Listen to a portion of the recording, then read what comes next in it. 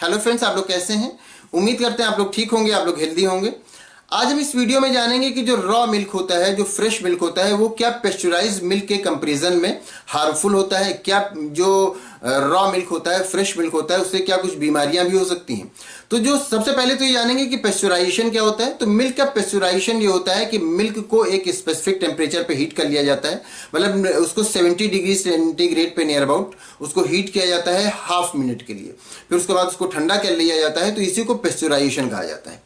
और ये मेथड बताया था लुईस पास्चर ने। लुईस पास्चर ने इसको बताया था, तो इन्हीं के नाम पर, पास्चर के नाम पर उसको पेस्चुराइजेशन कहा जाता है। मिल्क को पेस्चुराइज करना कहा जाता है। उन्होंने ये बताया था कि अगर मिल्क को 70 डिग्री सेंटीग्रेड पे हम हीट कर लें 30 सेकेंड्स के लिए, मतलब आधे मिनट के लिए, फिर उसको ठंडा कर लिया, तो फिर उसमें जो पैथोजेंस होते हैं, जो उसमें बैक्टीरिया वगैरह होते हैं, उनकी डेथ हो जाती है, वो किल हो जाते हैं, मर जाते हैं।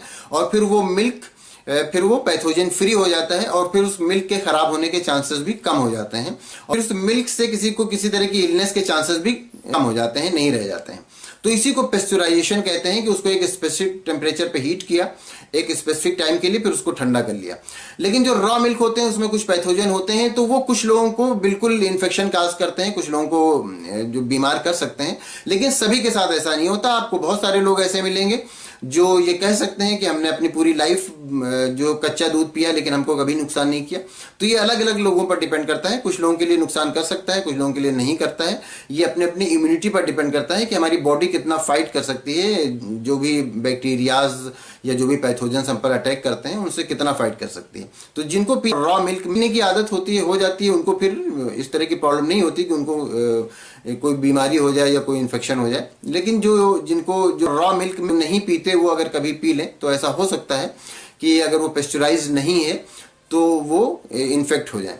तो जो मार्केट में हम लोग को मिल्क अवेलेबल होता है, जो कि पैक होता है, वो पेस्चुराइज होता है। एक्चुअली इसको पहले गर्म किया जाता है कि स्पेसिफिक टेम्परेचर पे, फिर ठंडा किया जाता है, फिर उसको पैक कर लिया जाता है, सील बंद कर दिया जाता है, फिर मार्केट में लोगों के लिए अवेलेबल कराया जाता है, फिर उसको सेल किया जाता है। तो वो पेस्चुराइज मिल्क होता है जो हम लोग को मिलता है मार्केट में।